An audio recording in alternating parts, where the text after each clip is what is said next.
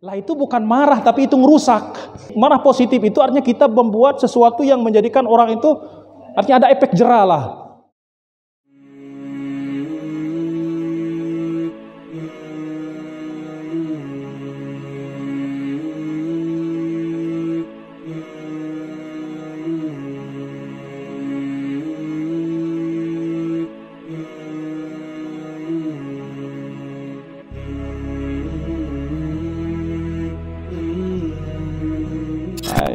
Kalau seperti itu ya sapi, kerbau juga bisa juga ngamuk-ngamuk kayak begitu.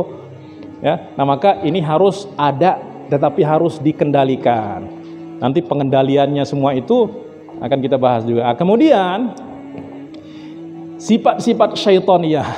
Ya, nah ini sekali lagi maaf, ini kalau sifat ini sudah mendominasi, orang pun terkadang nggak melihat kita sebagai manusia.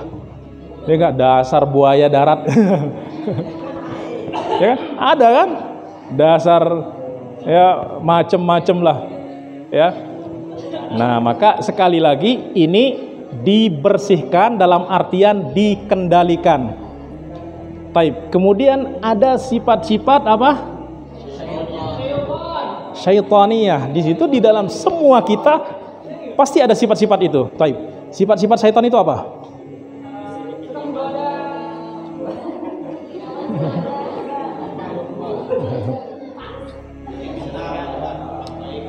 Baik, pertama takabur, kedua menipu, ketiga berkhianat, ya adu domba, pokoknya gitu-gitulah, ya. Maka itu sifat-sifat syaitaniyah, sifat-sifat syaitan, sifat-sifat iblisiah. Nah, sifat-sifat ini yang sama sekali gak boleh ada dalam diri manusia. Kalau itu memang harus total dibersihkan. Seperti apa? Takabur. Ya. Kalau riya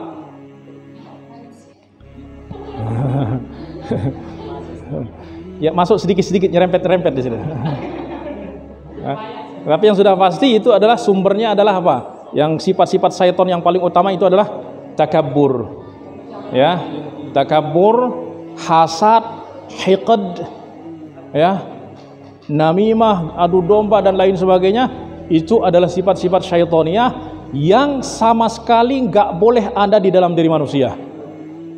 Ya, itulah sebabnya Rasulullah Shallallahu Alaihi Wasallam bersabda, la yadkhulul jannata man kana fi qalbihi mithqalu dzarrah min kibr. Bayangkan, sebesar dzarrah kesombongan gak akan masuk surga. Coba bayangkan. Kalau ini harus dikendalikan, bukan dihapus, tapi dikendalikan. Nah, ini yang harus dihapus. Namimah, la yadkhulul jannata namam. Ya, takabur dan lain sebagainya, ini menipu al-mu'minu. Rasulullah ditanya, "Ya Rasulullah, ayasriqul mu'min, apakah orang beriman itu bisa mencuri?" Ya, terkadang mencuri, dia bertobat. Ya, Allah terima tobatnya. Apakah dia bisa berzina? Ya, bisa terjatuh dalam perbuatan zina. Kemudian dia bertobat dan lain sebagainya. Ayashrabul khamr? Ya, bisa saja orang mukmin. Ketika ditanya, ayakdzibul mu'min? Qala la yakdzibul mu'min. Karena itu adalah sifat daripada sifat-sifat orang munafik, bukan sifat orang mukmin. Ya. Nah, maka sifat-sifat syaitaniyah ini yang betul-betul harus dibersihkan sampai ke akar-akarnya, ya, bahkan dikorek gitu akar-akarnya itu, jangan sampai ada yang nyisa, ya, dibersihkan. Nah maka kenapa? Karena kalau sifat ini sudah mendominasi dalam diri orang, nah maka kita akan lihat di dalam perilakunya apa? Kesombongan, keangkuhan, menipu, berkhianat, hasad, benci dan lain sebagainya.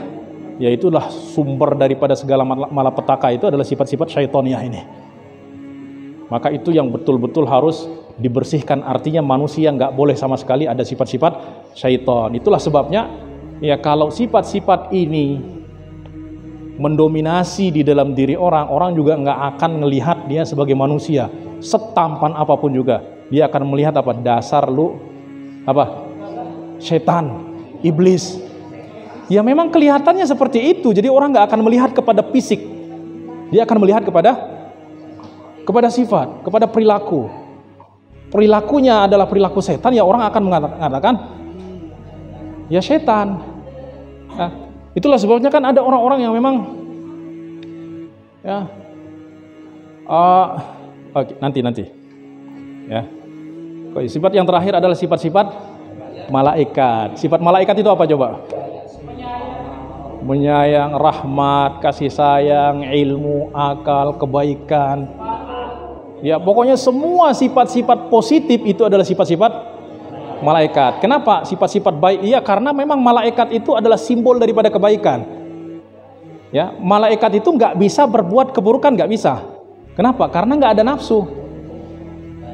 Ya nggak? La ya'sunallaha ma amar wa yaf'aluna ma yu'marun. Jadi nggak ada maksiat, nggak ada apa. Kenapa? Karena ya nggak ada nafsu. Nah, maka manusia kalau dia meniru sifat-sifat malaikat, baik, pengasih, penyayang, ilmu, akal, dan lain sebagainya, ya maka orang pun melihat, Masya Allah, ini mah kayak malaikat berjalan di atas bumi.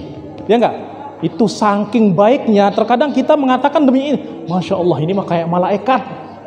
Atau sering dengar nggak orang ketika baik sekali hatinya, ini mah hatinya kayak malaikat, ya enggak? Ya memang seperti itu, karena malaikat itu adalah simbol daripada kebaikan. Manusia kalau sudah sangat baik, maka dia akan dilihat seperti malaikat.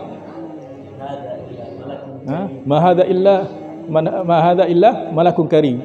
Ya, sebaliknya, ya sifat-sifat syaitaniah itu pun akan menjadikan orang memandang kita sebagai setan. Ya, sehingga ada orang yang kalau kita lihat dari jauh itu, Masya Allah, itu langsung tenang, wah adem gitu. Tapi ada orang yang baru kita lihat dari jauh, a'udzubillahi minasyaitonirrajim. Ya enggak? Itu dari jauh itu kelihatan bayangannya, itu orang udah a'udzubillahi minasyaitonirrajim. Ini saya mau kemana ini? Enggak mau ketemu dengan dia dan lain sebagainya. Ya enggak? Ada kan orang-orang seperti itu. Ya. Nah, maka inilah sifat-sifat yang ada di dalam diri. Maka bagaimana kita berinteraksi dengannya? Pertama, ini kita kendalikan. Ini kita arahkan. Ini kita bersihkan. Ini kita kembangkan. Kita kuatkan, kita tumbuhkan, sehingga apabila manusia sudah memiliki sifat-sifat ini, maka berpeluang untuk lebih mulia dari malaikat. Kenapa? Karena malaikat berbuat kebaikan karena memang gak ada nafsu. Tapi yang aneh adalah ada nafsu bisa berbuat kebaikan. Ya. Nah, setan itu tidak bisa berbuat kebaikan karena memang dia diciptakan untuk keburukan. Ya, oleh sebab itu setan itu adalah simbol daripada keburukan. Ya. Nah, maka sebagaimana manusia, malaikat itu diciptakan semata-mata untuk kebaikan, demikian juga setan semata-mata diciptakan untuk keburukan. Manusia ada tengah-tengah di situ. Jadi bisa menjadi seperti malaikat, bahkan lebih mulia daripada malaikat. Coba, siapa makhluk yang paling mulia coba? Kan para nabi, para rasul, ya gak? Ya, tetapi siapa makhluk yang paling asfalus safilin? Bukan setan, tetapi manusia juga. Ya, manusia. Nah, maka ini sifat-sifat yang harus kita kenali. Nah, sekarang kita tinggal melihat sifat-sifat ini memang semua pasti ada di dalam diri kita. Pasti ada. Ya. Nah, tinggal kita arahkan. Nah, maka itulah perlunya untuk mengarahkan ini ada namanya akal. Ya, nanti kita akan jelaskan ada 3 ya. Musallas, ya, 3 kekuatan yang ada di dalam diri manusia, 3 potensi yang di dalam diri manusia, yang semua sifat-sifat buruk baik itu tergantung bagaimana penempatan ketiga kekuatan ini. Ketiga tokoh itu apa? Energi. Ketiga power di dalam diri manusia. Ya. Ya, untuk ringkasnya saja ada akal, ada syahwah, ada ghadab. Ini tiga power, tiga kekuatan yang apabila dikombinasikan itu akan melahirkan suatu hal yang luar biasa. Tergantung pengelolaannya bagaimana. Yang jelas adalah akal harus berada di atas dari kedua-duanya. Artinya dia yang ngontrol syahwat, dia yang ngontrol ghadab.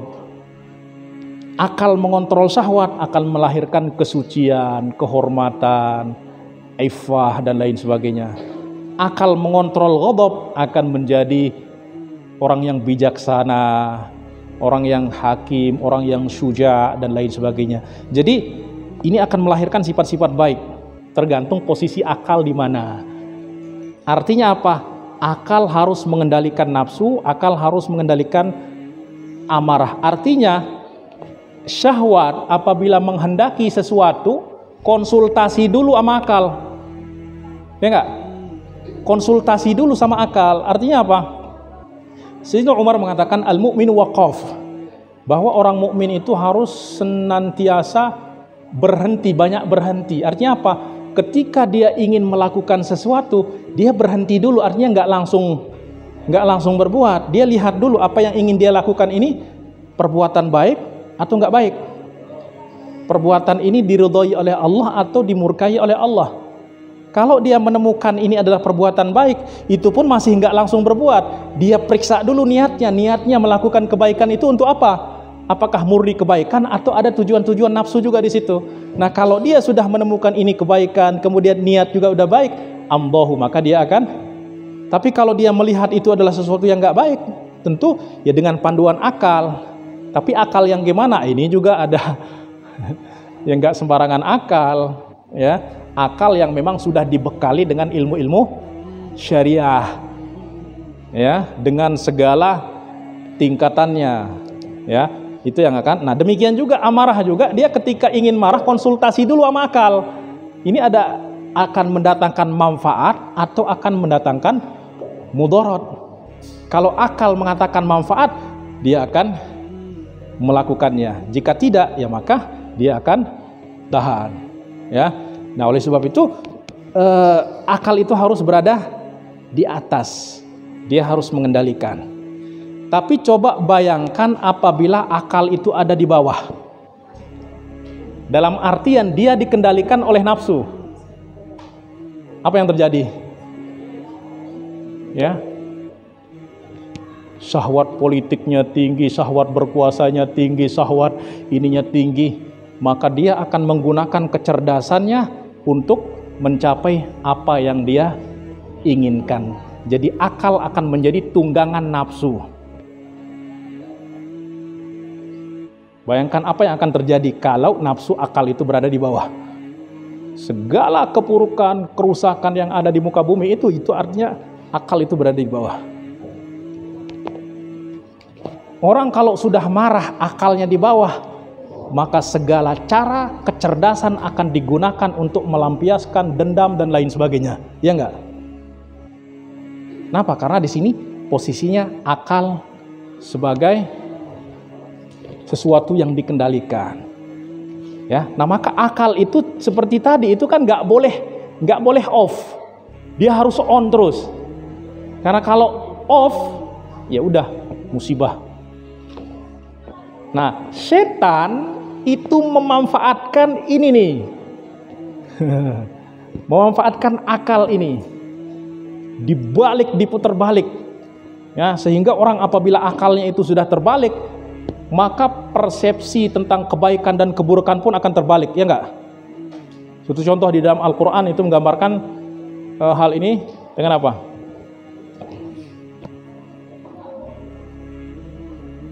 Oke, udah setengah 12, setengah 11 ya? Hah? Belum? Oh. 11. Baik. Di dalam Al-Quran Allah Subhanahu wa taala berfirman, "Wa idza qila lahum la tufsidu fil ardi qalu innama nahnu muslihun." Coba bayangkan, ketika dikatakan kepada mereka jangan berbuat kerusakan, Mereka malah bilang lah, siapa yang buat kerusakan? Kami justru adalah para reformis, para ya revolution, perbaikan dan lain sebagainya. Artinya apa? Itu udah kacamata pandangnya itu udah kebalik. Artinya apa? Hatinya itu udah nggak normal. Ya, karena kita memandang segala makna itu bukan dengan mata ini, tetapi dengan mata hati. Ya, mata itu hanya melihat kepada benda. Tetapi apa yang ada di balik benda ini, fungsinya dan lain sebagainya itu kan diketahui oleh hati, oleh akal dan lain sebagainya, ya enggak? Nah, maka ketika akal sehat, maka dia akan melihat segala sesuatu itu sesuai dengan realitanya. Tetapi kalau hati udah misalnya udah kotor, maka yang kelihatan adalah kotoran. Artinya apa? Orang berbuat baik justru akan dipandang sebagai dasar ini mah munafik, ya pengen pamer. Jadi orang berbuat kebaikan pun dinyinyirin gitu, kalau bahasanya apa? Dinyinyirin ya. Dinyinyiri ya karena karena memang kacamatanya itu udah rusak. Ya, tambah lagi itu kalau pecah-pecah ya maka semua jadi pecah, kotor ya semua jadi kotor gitu. Tambah lagi nanti kalau udah cekung, udah nggak lurus lagi, udah penyok-penyok. Ya di situ udah kebalik itu. Coba bayangkan gambar kita kalau di sendok itu seperti apa coba? Kepalanya itu di mana? Hah? Coba kita ngaca di depan sendok. Kepalanya di bawah tuh. Ya enggak? Kepala di bawah. Lah kenapa kok bisa begitu? Ya karena udah nggak lurus lagi. Maka hati juga kalau nggak lurus, macam-macam yang akan terjadi. Seperti tadi, keburukan dijadikan sebagai apa? Kebaikan, kebaikan dijadikan sebagai keburukan. Tapi semua itu ada di mana coba? Ada di dalam diri manusia. Nah, ini baru 1% yang kita bahas ini. Ya. 1% daripada rahasia ini adalah rahasia-rahasia Allah di dalam diri kita. Itulah sebabnya Allah berfirman, wa fi anfusikum afala tubsirun, sanurihim ayatina fil afaqi wa fi anfusihim hatta yatabayyana lahum annahu al-haq. Jadi diri kita ini adalah cermin kebenaran. Apabila cermin itu benar, kalau rusak ya rusak. Ya maka harus betul-betul kita. Dan ilmu ini kita dapatnya di mana? Ya nggak ada yang berbicara tentang ini ya kecuali di dalam ilmu tasawuf. Coba bayangkan kalau kita nggak tahu ilmu ini, gimana kita mau nyembuhin? Ya kita nggak tahu ini penyakit apa. Kalau kita nggak tahu penyakit apa ini, kita mau ke dokter yang mana? Ya kan harus tahu dulu penyakitnya apa. Setelah itu baru kita cari ke dokter. Jangan-jangan sakit perut malah dapetnya ke dokter dokter gigi gitu. Ya. Nah maka demikian juga ya, ketika ada penyakit-penyakit hati, kita mendeteksi ada penyakit-penyakit tersebut, kita tahu kemana kita pergi. Jangan ada penyakit hasad, penyakit benci, datang kepada ahli ya dan lain sebagainya. Maka itu akan menjadikan kita tahu bagaimana kita berinteraksi dengan diri kita sendiri. Ya. Nah ini baru rahasia yang memang kalau itulah apa yang diucapkan oleh tadi yang ucapan man arafa nafsahu faqad arafa rabbah, itu memang sangat benar sekali dan dikuatkan oleh firman Allah wa fi anfusikum afala tubsirun. Kenapa Allah perintahkan kita untuk melihat kepada diri? Ya karena itu adalah ayat Allah yang paling dekat kepada diri kita untuk mengenal Allah adalah ya diri kita. Tapi kalau diri kita nggak kenal, buru-buru mau kenal selain, ya nggak? Kalau diri kita nggak kenal, buru-buru mau kenal orang, ya nggak? Buru-buru mau kenal Allah. Kita mengenal Allah itu dengan apa? Dengan hati kita. Kalau nggak bisa bedakan mana hati, mana nafsu, mana syahwat, mana ini, mana khawatir, mana ilham, mana khawatir syaitaniyah, khawatir malakiyah, khawatir nafsaniyah, khawatir syahwaniyah, ya udah innalillahi wa inna ilaihi rajiun. Ya. Nah maka ini diantara sifat-sifat ummus sifat, yang dari sifat-sifat ini ada cabang-cabangnya. Ya, maka silahkan lihat sifat-sifat buruk itu pasti ada di antara 3 sifat ini. Semua sifat-sifat baik itu akan kembali juga kepada sifat-sifat ini. Ya, sifat contoh penyakit-penyakit hati itu apa? Dengki. Sifat mana itu? Setan. Hasad, setan. Takabur, setan. Rakus, bahimiyah, ya, pemarah, menzalimi, menyakiti. Semua itu ada di sini. Nah, maka ini kalau sudah dikendalikan, sudah benar, insya Allah yang lain itu akan mengikut. Tetapi untuk selesai dari satu sifat, untuk misalnya untuk melepaskan diri dari sifat riya, ini perlu jangka lama yang tidak sedikit. Untuk selesai daripada al-kibr, untuk selesai daripada ujub, itulah perlunya yang namanya mursyid. Kenapa? Karena mereka udah laluin semua ini. Mereka pernah mengalami sakit ini, dan sudah sembuh dan tahu cara mengobatinya, sehingga datang kepadanya, oh kamu seperti ini, kamu seperti ini. Oleh sebab itu kita melihat para masyayikh itu ketika mentarbiyah itu, dia mentarbiyah murid-muridnya itu dengan cara yang berbeda.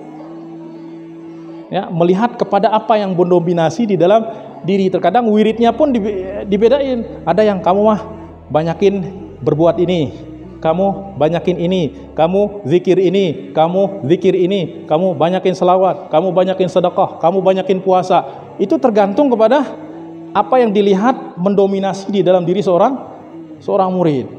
Itu untuk menjadi mursyid ini, yaitu orang udah sampai tahapan wali itu udah. Ya. Udah selesai urusannya dengan semua ini, udah selesai. Ya, dan semua sifat-sifat itu udah selesai. Ya, tapi orang kalau masih pada nafsul lawamah, buru-buru mau ngebimbing orang, dia sendiri masih belum bisa bedakan istinja dan istibro. Dan banyak orang-orang yang mutasawwif itu pada masuk di dalam, ya di situ artinya mengaku-ngaku. Ya, bahkan menistiharkan dirinya sebagai wali, sebagai ini dan itu. Wah, ini ya.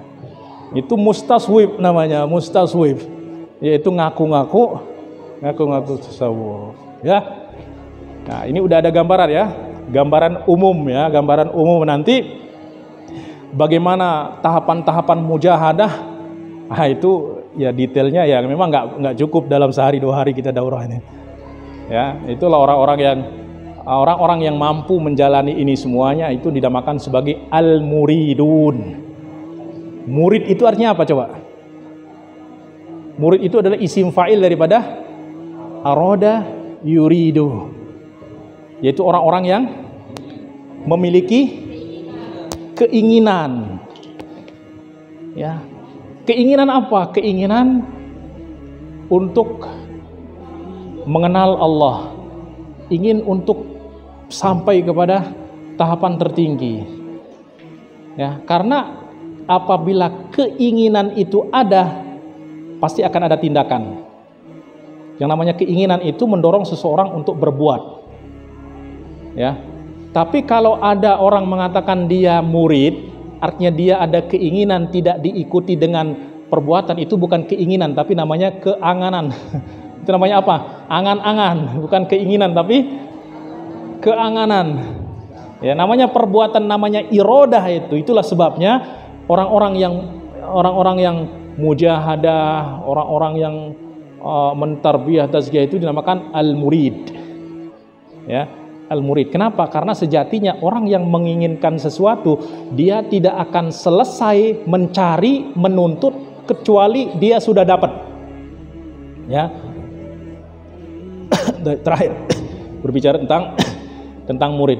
Ya, maka orang-orang yang menjalani proses ini sekali lagi dinamakan apa?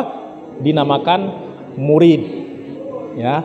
Dan murid ini ya tentu untuk bisa sampai kepada apa yang dia inginkan harus ada mursyid.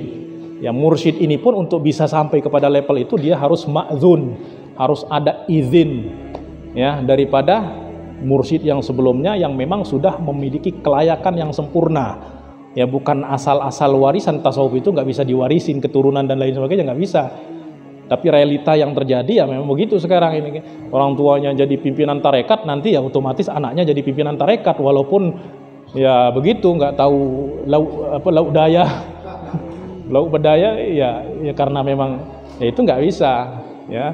Jadi sekali lagi saya akan analogikan bahwa orang-orang yang melakukan ini semuanya dinamakan sebagai murid.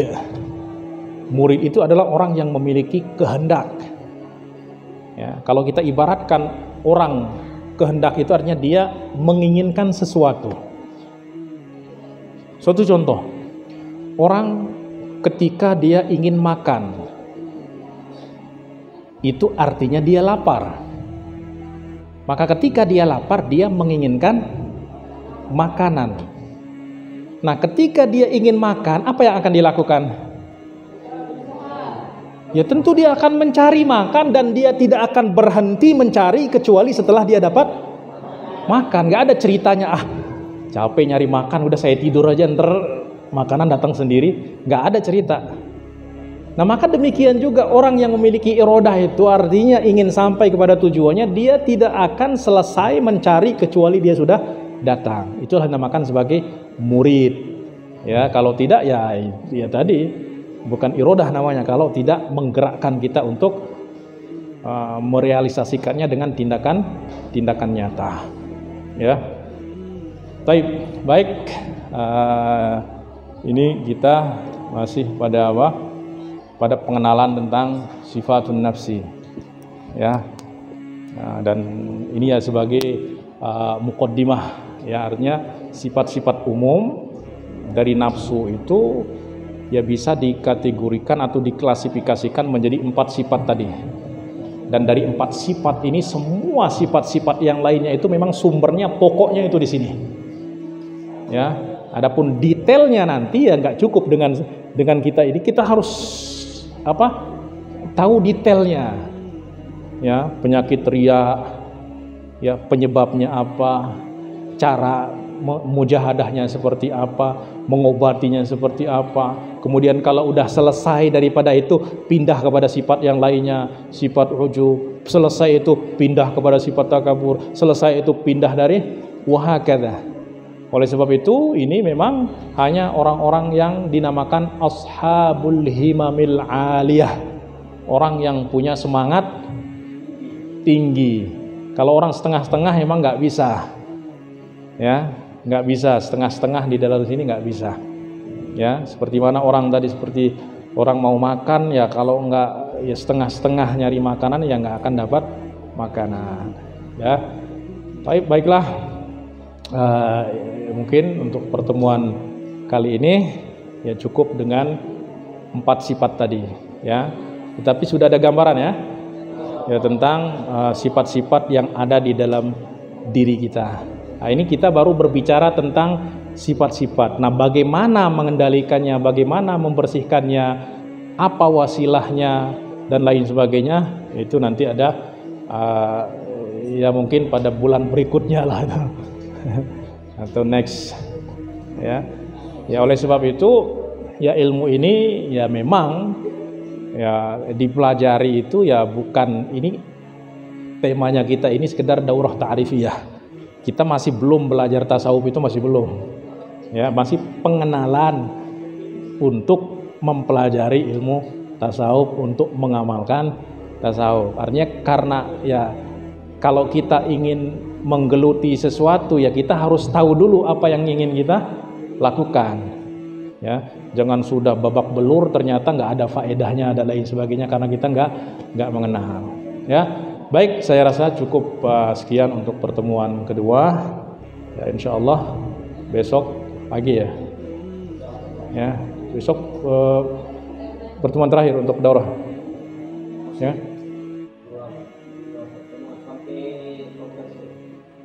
Iya, artinya dari pagi sampai zuhur itu kan satu lagi. Baik. Ya, ini ya sebagai gambaran awal saja ya, untuk ya pendalaman tentu artinya untuk mempelajari teori-teorinya ya ada kitab-kitabnya, nanti ada tahapan-tahapannya ya. Tapi ini ringkasan saja ya, ringkasan atau kita anggap sebagai muqaddimah ta'rifiyah. Ya, setidaknya kita memiliki gambaran tentang siapa diri kita ini sebenarnya. Itu yang paling penting. Ya, siapa diri kita ini yang sebenarnya. Kenapa begitu rumit, begitu complicated, dan ternyata di situ banyak, setiap sesuatu itu di dalam diri kita itu ada rahasia-rahasia Allah Subhanahu wa taala yang kalau kita tahu jalannya, insya Allah ya semua taufik daripada Allah. Yang penting adalah mujahadah, kesungguhan. Ya, kesungguhan itu oleh sebabnya orang yang nanti kalau kita nanti berbicara tentang tatbiq amali, ini kayaknya nggak sempat berbicara tatbiq amali. Ya, di situ ada suhbah, kemudian ada al-warith al-muhabbadi, ada zikir, ada mujahadah, ada mudzakarah, ada khalwah dan lain sebagainya. Itu saya rasa ya paling mungkin besok ya, gambaran-gambaran ringkasnya saja. Ya, artinya setidaknya kita ada punya gambaran ya, walaupun hanya sekedar 1, 2, 3%, yang penting udah. Yang paling penting pertama yang harus kita ketahui daripada semua ini adalah ternyata betapa bernilainya diri kita sebagai manusia, di mana di dalam diri kita ini Allah simpan rahasia-rahasia yang kalau kita singkap itu semua, itu adalah miftahu ma'rifatillah, kunci daripada ma'rifat, mengenal Allah Subhanahu wa taala. Dan kalau orang sudah mengenal Allah Subhanahu wa taala, maka dia sudah mengantongi kunci kebahagiaan di dunia dan akhirat.